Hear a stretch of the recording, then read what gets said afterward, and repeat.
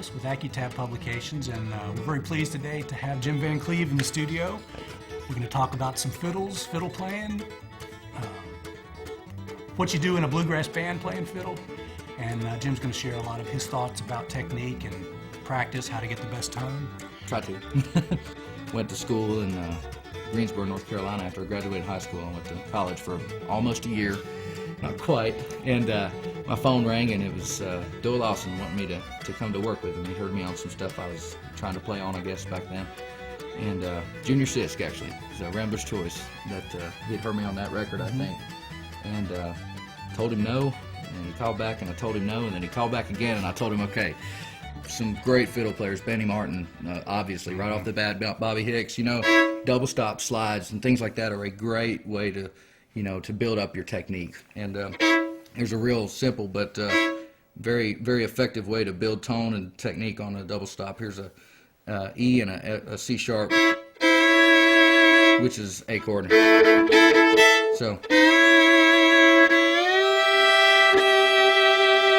So that is third position now. You've got a G and an E.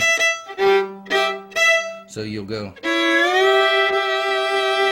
and try to get a really pretty sound without moving your whole arm. Just rocking the wrist and letting the fingers do the work.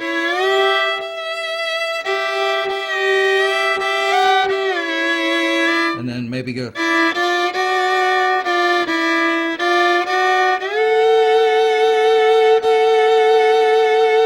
That's another good one.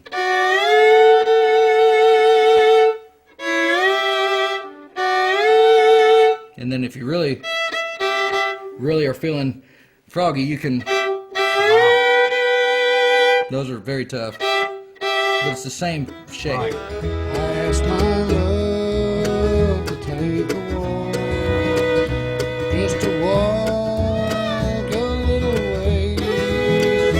As we walk, old man told all about our wedding day. Only say that you'll be mine, and our home will happy be. Down beside where the waters flow, on the banks of the Ohio.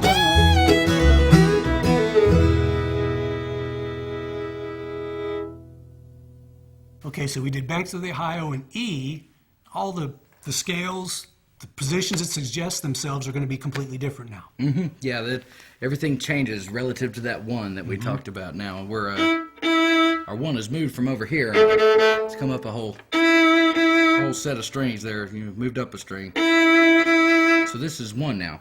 1, 2, 3, 4, 5, 6, 7, 1. So if you wanted to make a 1 and a 3 double stop, which is part of a major scale, or a major chord would be 1, 3, and 5 of whatever key you're in. So here it's 1, 3. Here's your 3. Here's your 1. It's half position basically. It's A flat and E.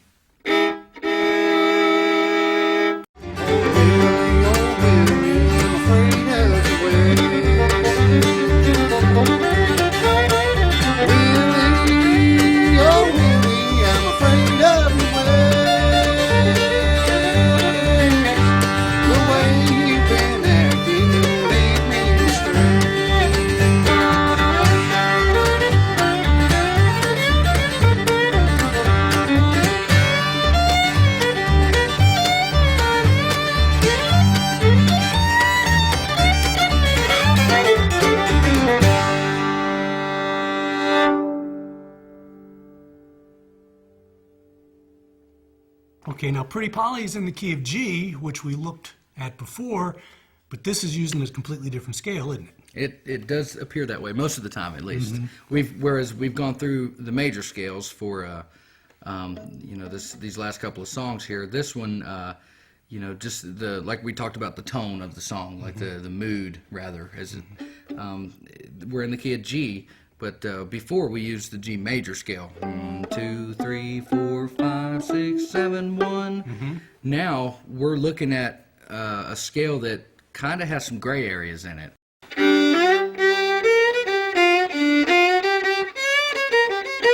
See right there, I used the flat 3.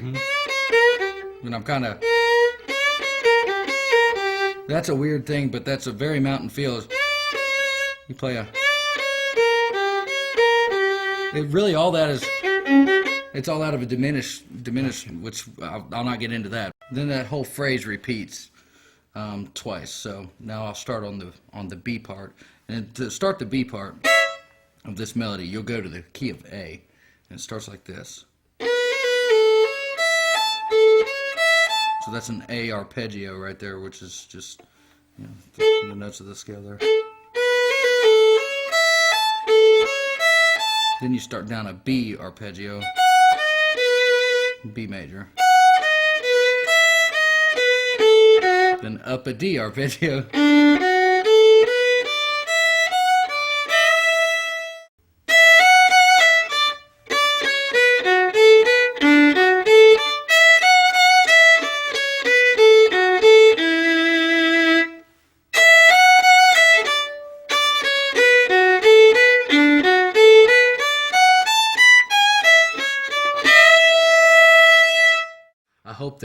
Hope that everybody was able to get something from this.